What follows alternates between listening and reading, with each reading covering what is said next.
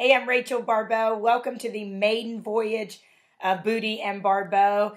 And I want to introduce you to my co-host in just a minute, Josh Booty. But I want to tell you first what you're going to see on this podcast on Gridiron Now, which we're so excited to be a part of this amazing website that is just totally SEC-centric. It's your place for the best analysts, the best opinions, the most trusted from around the country in this great football conference that we all love so much. And you're going to be seeing this podcast early in the week to be able to talk about the games that just happened, and then later on in the week to preview the games that are going to be. I am Rachel Baribeau, and my co-host is none other than Josh Booty. Josh, I am so thrilled to be doing this show with you. Same here, Rach. I'm excited about doing it with you. Great opportunity. And, I can't believe it's already football season. We're 2 weeks in. It's been a wild 2 weeks. I can't wait for week 3, but it's exciting.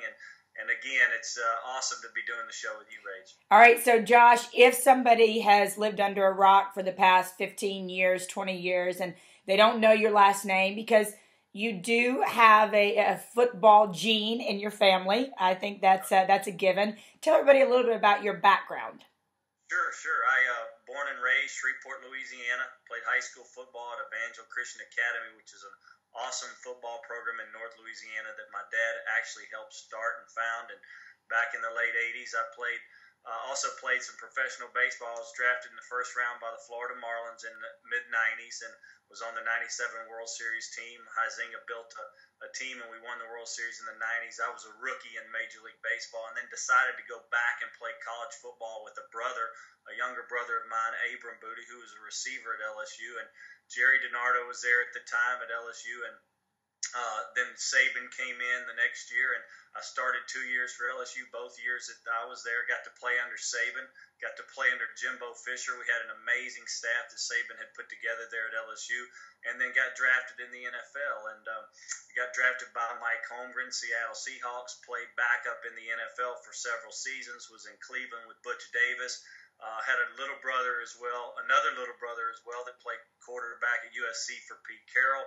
I do have a football family, and I'm pretty excited about, anytime football season runs around, I'm super excited, but that's kind of my background. I'm a two-sport athlete, but football is really my passion and my family background.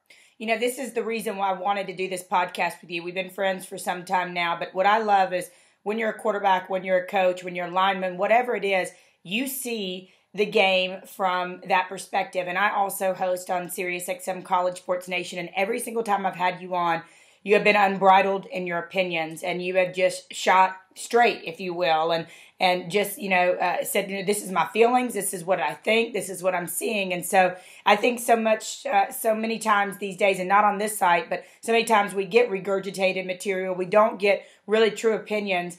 And I knew that you would be somebody that I wanted to do this podcast with, because you're going to always see it from the eyes of a quarterback, but two, you've got the football in your background. You know a lot of coaches, and we're going to have amazing guests on, former players, coaches, people around the business, culture, lifestyle, tailgate. But I knew you would shoot us straight, Josh. Yeah, no, I'm excited. I'm passionate about the game of football, so I'm always going to tell you what I think. There's no doubt about it. And to work along with you, this is an unbelievable opportunity for us and Gridiron Now. So I'm like I said, I'm super excited, but the football season's underway and there's a lot to talk about, and I'm just ready to talk football. All right, so we're going to tee it up, but first of all, I want to tell our listeners and our viewers what I've done for the past about 8-10 years. Been a host on SiriusXM for 2 years, College Sports Nation, and the first female host on that station. And for me, that's one of my best and greatest accomplishments, because it's with Heisman Trophy winning coaches and national championship winning coaches and Heisman Trophy winning players, I should say. And to be a woman and to be able to talk football with men has been amazing. I've covered the SEC for almost 10 years. Been at Alabama, covered them through 2 national championships, graduated from Auburn. I know that's an interesting backstory there, and done sideline reporting and print, television, the whole works. But I love talking football and excited to do it with you, Josh. So, all right, this weekend, and you and I were talking about this as we were getting ready for the show. Heartbreak, disappointment, seasons going down the drain, some people might say, up in Arkansas. What are your thoughts just overall before we dive into the individual games on what you saw this weekend? And you got, we opened up the season with 10 teams in the SEC and the AP Top 25, which has never been done in the history of college football, where one conference had 10 teams and one league show up in the first poll, or in any poll in the course throughout the course of the season. So, we went into this season thinking the SEC was a very, very dominant force, and we always knew that. Our fan bases are monster. The way that our coaches even coach and the way that their staffs are put together are just amazing. So you knew the SEC was going to be strong, but to start the season with 10, and then now after 2 weeks, we've had 3 or 4 big losses where teams have knocked off. Like you said, Arkansas got knocked off by a Toledo team. Maybe they were looking forward to SEC play and really looked past Toledo and got beat. And so some of these schools haven't played as well as I think they should have and have abandoned really what they were trying to do. I know Arkansas, for instance, last week, they threw the ball 50-something times. That's not Arkansas. Why did they do that? Why didn't they pound the football, pound the rock on a smaller Toledo team, and you knew that Arkansas was bigger than them up front, but why did they abandon the run? That's what they do. And so, college football is funny. Sometimes we see teams play up to their capabilities, and sometimes we don't, and they're young kids. So it's fun to watch every week something and story develop in one way or the other. And last week it was Arkansas that went down, but it could have been several teams. Auburn was close to going down to Jacksonville State and probably should have. So that's what makes college football wonderful. Why, Josh, from a player's perspective, if you have been, and I'm just asking you to put yourself in the shoes of the Arkansas players, why in the world would you abandon the game plan? And I guess the second part of my question is this. I know that coaches, one part of what they have to do is be a psychologist and to be that rah-rah guy, to keep your guys together and not lose the locker room. How hard is it do you think, for Brett Bielema right now to get his guys back on track? Is the message, and I would think it would be, hey, that was terrible, right? But it still does not change our conference play. It doesn't change what we want to do within the conference. That's exactly right. I think at the first of the year, you sit down as a coaching staff, you put together your goals as a team, and then you go and preach those goals to your players, right? So you go into the players' room and say, okay, guys, let's put on the board our first goal. What's our first goal? It's not to win the national championship, even though that's the ultimate goal. Our first goal is to win each and every game inside the SEC on your side of the league, because for you to get to Atlanta, to position yourself to go to a BCS, you've got to win your side of the division. And Arkansas, they felt like maybe possibly could be that type of team this year. They're kind of like a mirror image of Tennessee on the other side, a team that hasn't been to the SEC championship in several years, has a pretty proud tradition of football, but just hasn't played up to par lately. And so I think, they're kind of mirror images in a way, but that's what you do if you're Bielema. You go in there and say, guys, you know what? This loss doesn't matter, even though it's a loss and it's painful as heck. And the whole state of Arkansas is down right now, but they're not out, right? So they go and play the SEC teams that they're going to have to play, and they've got to play 1 week at a time and try to edge themselves back into this thing. If they go on the road, or if they beat A&M, and if they got to go play LSU and Alabama and Auburn, if they win those games, everybody's going to be talking about the strength of Arkansas. I just think that they abandoned what they're meant to do, and that's to be balanced and run the football. We were talking earlier a little bit last week, you and I, about their strength of their team is running the football and those big hogs up front, and they really did not do that, and that's very surprising that they would get away from the run. I just don't understand it. You mentioned moving on and talking about the conference and the mirror image of Tennessee. Tennessee was in the same situation. Auburn was in the same situation in terms of, hey, listen, and Auburn didn't lose their game, but hey, those are non-conference slates. For Tennessee, it was a very, very big, highly touted, great game, and they did let a big, they were up big on Oklahoma, and they let that slip away. But it seems like Butch Jones is in the same situation that he can say, hey, listen, I know it was widely televised, widely watched, everybody's talking about it, but we can rebound from here, and our conference goals are still here. I think so. I think you're right. I think Oklahoma, that loss to Oklahoma is a little bit different than Toledo, because Oklahoma is a team that everybody in the country knows can beat you at any time. And Stoops is such a wonderful coach. And so, it was tough for Oklahoma to bounce back. And, they were down, I think, 17-0 or 17-3 early. I think Tennessee kind of let that thing slide away. Yeah. They probably should have won the ball game. Baker Mayfield, the quarterback at Oklahoma, had a great fourth quarter. Dobbs completed for Tennessee. Didn't really complete a lot of balls down the stretch in the second half, and it really hurt Tennessee. They didn't really have any offense in the second half, and he completed less than 50% of his balls. So I think they got too conservative, and then Oklahoma was kind of gunning for him in that second half, and Tennessee had they were on their heels a bit. So, it's a little bit of a different loss because that matchup is a showcase matchup game like you were talking about. Toledo, on the other hand, beating Arkansas, that can't happen to an SEC team like Arkansas, but they still, like you said, they got to bounce back and find a way to grind and maybe get back to themselves and run the football and stay balanced, because it seemed like maybe they were trying to work that pass game in a little bit too much so that down the road they would have more balance, because it's kind of been a little bit, the scales have been tipped to run, and maybe they were trying to do that. And I think maybe they were trying to get their passing game to where it was at that same level as their run game, but it didn't work for them on Saturday. Well, when you talk about Tennessee and Oklahoma, I have this sneaking suspicion that Oklahoma is going to be one of those teams that's going to be better at the end of the year than we think. They got Lincoln Riley, former East Carolina offensive coordinator, to work with Baker Mayfield, and he's got the air raid elements. That's what's in his background.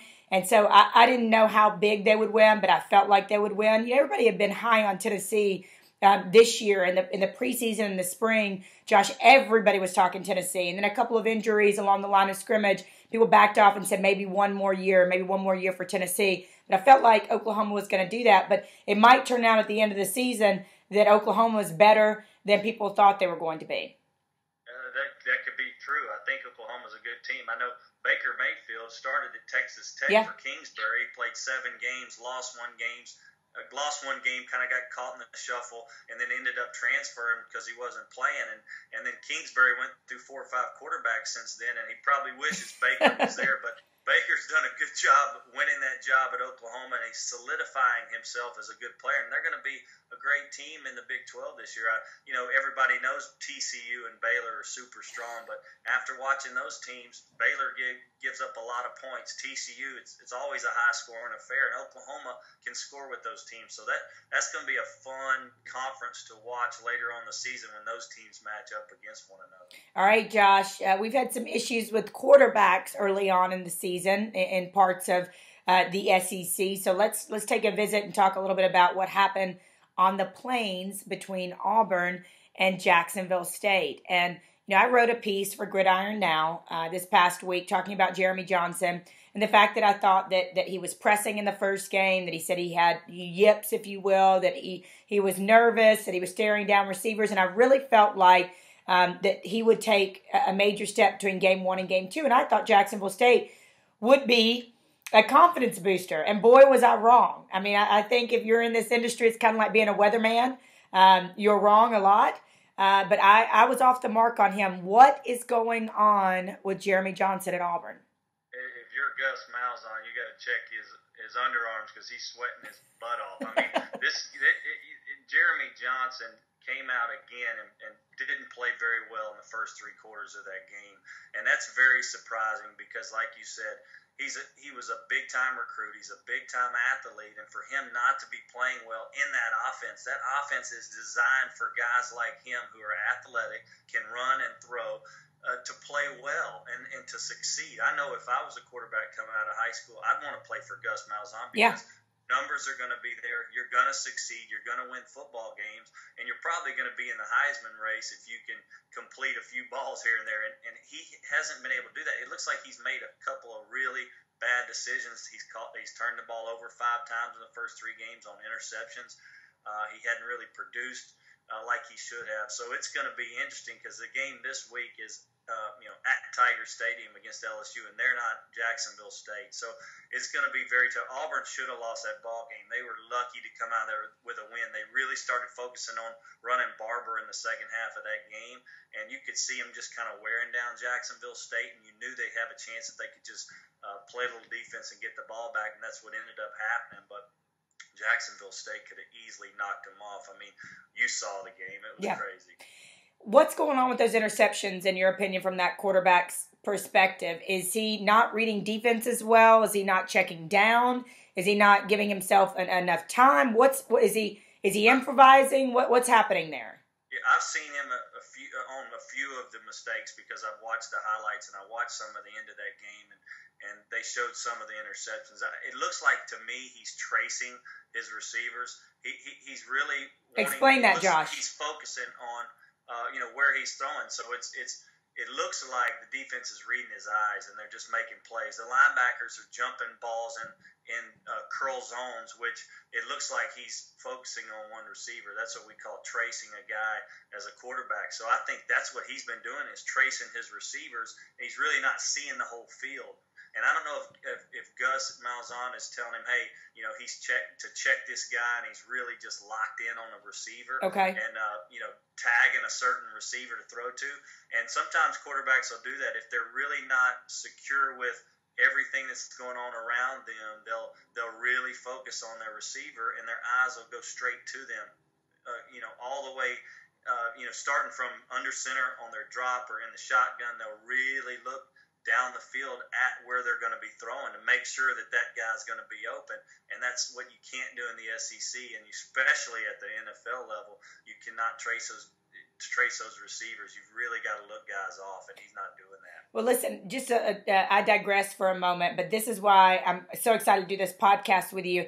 And I mentioned it at the beginning, is that it's one thing to talk about locking down your receivers or steering your receivers, but for you to break it down, for you to kind of go through what that looks like from the huddle, from the snap, and what happens with the linebackers and the routes, that's why we're going to have a really good time. And hopefully we'll be talking about the success of Jeremy Johnson. He will hopefully turn it around.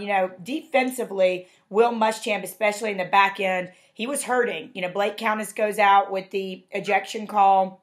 You got safety Trey Matthews out. You've got Carl Lawson out. Now, they're supposed to be back for this LSU game. They need them desperately. Carl Lawson is just a force to be reckoned with on the defensive, as a defensive end, but he's got like a nagging hip injury, right? And Trey Matthews has been undisclosed. Desperately need them back. In my opinion, I've seen the defense better tackling. I've seen better fundamentals, but certainly they need those playmakers back on the defensive side of the ball.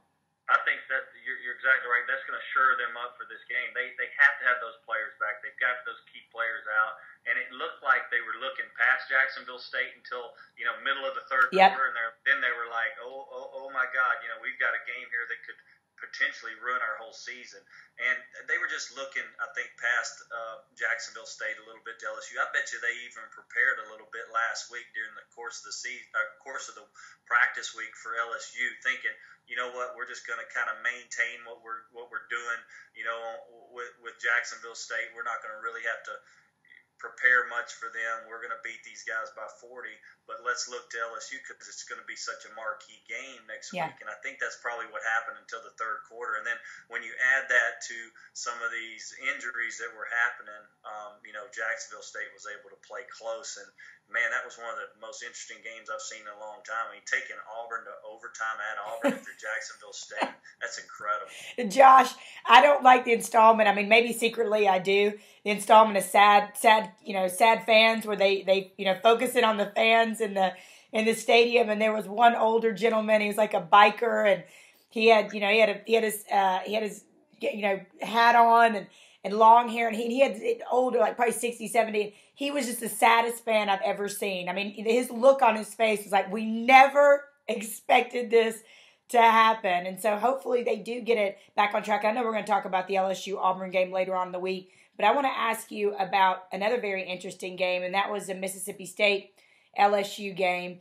I heard the announcers there talk about the crowd noise that Brandon Harris was going through and how amazing it was for him to his teammates to be able to hear him in a place where, it's more cowbell. I mean, that place, Davis Wade Stadium, they've closed it in. That's a formidable place to play.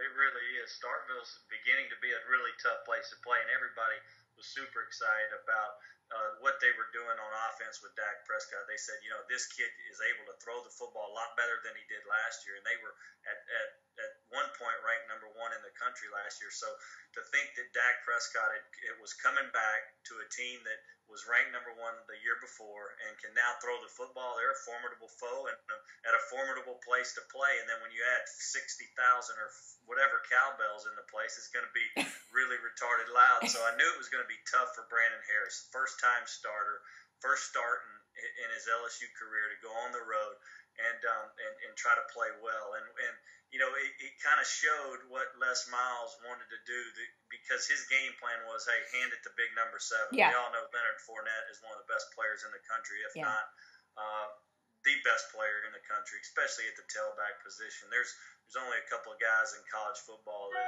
are as tough and strong and fast and physical as that guy. So you knew the ball was going to number 7 all day long, and that's what that's what Les Miles wanted to do. That's what Cam Cameron did. Brandon Harris only had to throw the ball 14 times.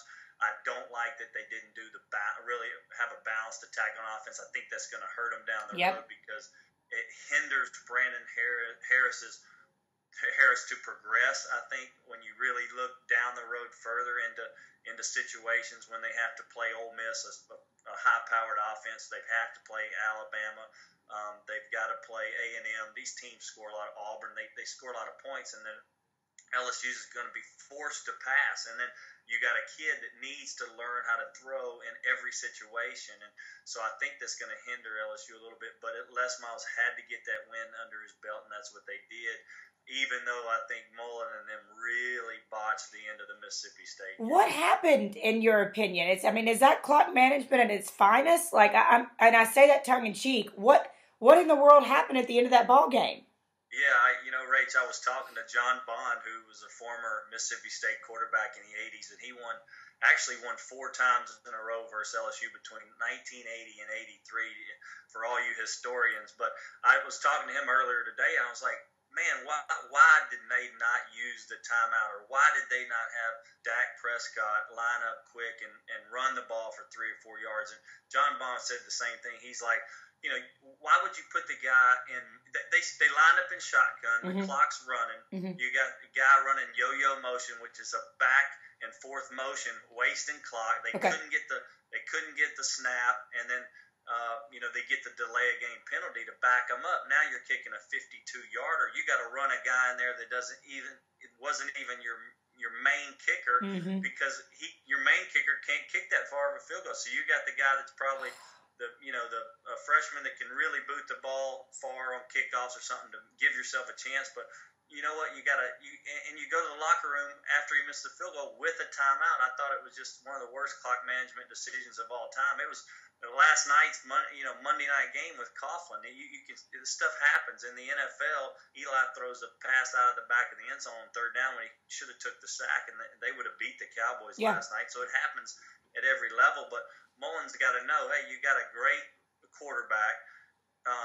Take the snap from the shotgun and run him just like a Tebow would or a Cam Newton would. Into the line, get 3 or 4 yards, kick a 40-yarder instead of 52-yarder, use your timeout, and probably win the game. Now, they're 0-1.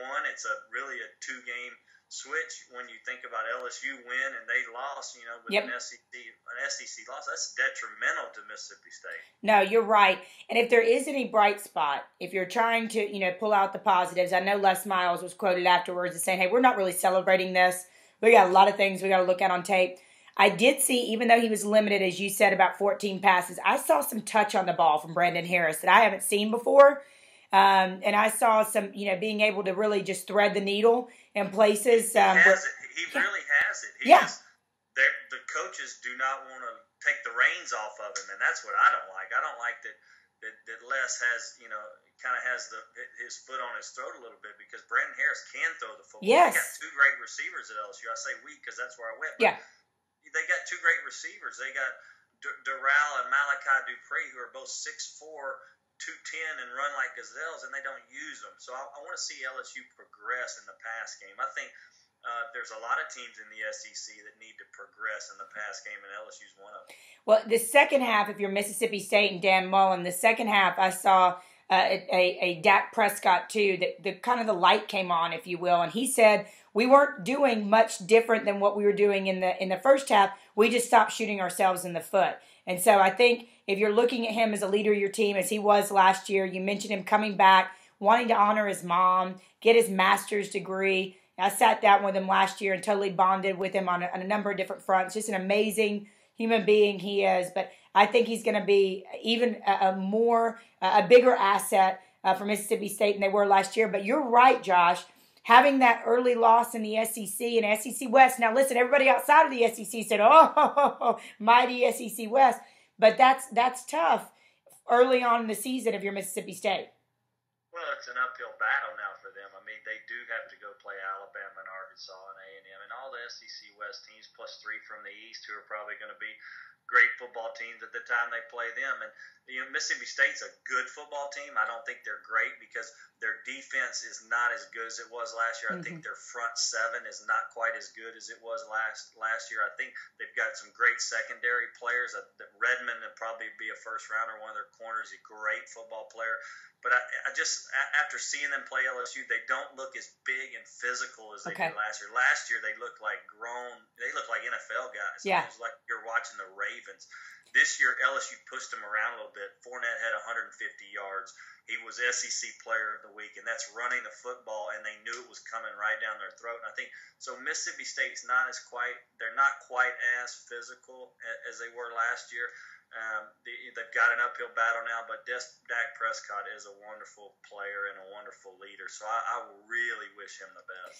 We're going to get into how Auburn even attempts to stop the man, the myth, the legend, Leonard Fournette, a little bit later on in the week. But I can't let you go without asking about Alabama. They have a showdown with Ole Miss this weekend that I think is going to answer some questions. Ole Miss has hung 70 on their opponents for the past 2 weeks. And all I've heard when I'm out talking to scribes and reporters and hosts is, hey, listen, this is it's their opponent. It's their opponent. That's still a lot of points. That's still a lot of efficiency from your offense. And they're going to go in and face Alabama. But your thoughts on Jake Coker, on Alabama as a whole, their special teams, defense, and running game?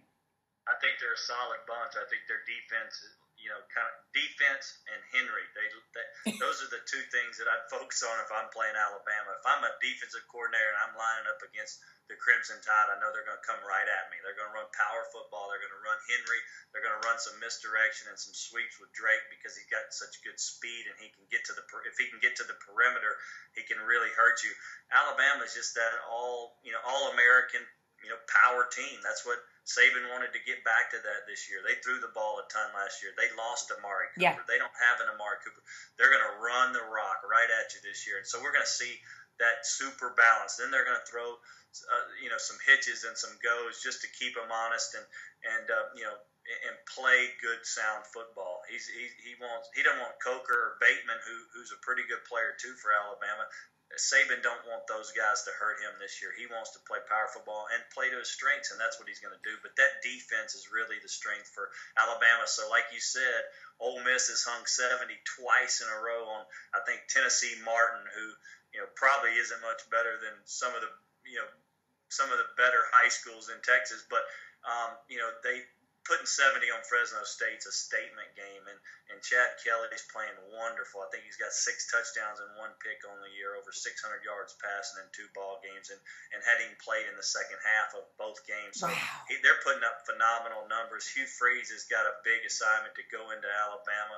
It's a little bit different than playing Fresno or Tennessee Martin, but if anybody's up to the challenge, it's Ole Miss and their offense right now because they look great. And that, you talk about a reclamation project. You talk about a do-over because we see them all the time in college football. You see guys try to get the second chance. They never come back. Everett Golson down at FSU, not so sharp, right? He's trying to kind of get back to that football prowess, if you will, and get away from those picks. Chad Kelly's a guy who's been in trouble off the field and had some issues and moved around. And so it's nice to see him on the field kind of regain what everybody knew he had. And so if he can keep it straight off the field, that will be a really neat story at the end of the year. And you mentioned Alabama, what Nick Saban wants to do, and you're absolutely right. He has said all preseason long. We want to create turnovers on the defense. We didn't do it last year. We want to get back to Alabama football. It's great to set all these passing records. That's fabulous, but that's not Alabama football. We want to go back to being powerful, to putting our foot on your throat. And I always say Alabama is like an anaconda. They by the fourth quarter will just choke you out. The teams always come in when I covered them from 2009 through 2011. The teams will come in with a lot of vim and vigor and all jumping around, excited. And they'd be high-fiving their teammates that they made a great tackle. And by the third quarter, they just had stars in their eyes and not the good kind, So Alabama would wear them down.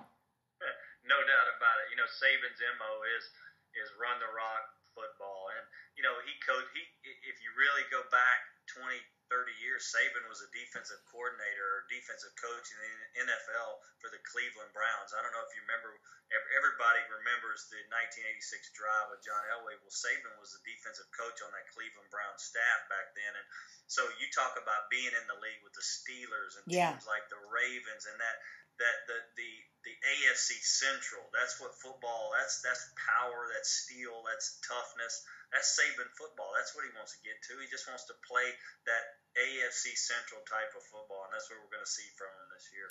All right. We have come to the end of this first podcast, and we could do this for another couple of hours. And if we didn't talk about your team, do not worry about it. We are going to get to your SEC team. We're going to bounce around. We're going to talk about the hot topics, and we're going to come back later on in the week. You can visit Josh on Twitter at Josh Booty 10.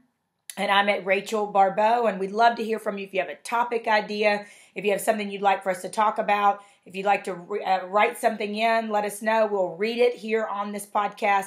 So we're so excited to be coming to you on your phone, on your tablet, on your computer, twice a week on this awesome website, Gridiron Now, and we cannot wait to do it again. And Josh, it was just a blast today. Loved all the stories, the backstories, and loved all the just unfiltered perspective from a quarterback and somebody who's been there and done it. Well, shoot, I appreciate it, Rachel. You make it very easy. You're wonderful at this. So I'm happy to be doing the show, and I can't wait for the Thursday's show. All right, great. We'll see you guys soon. Thanks so much.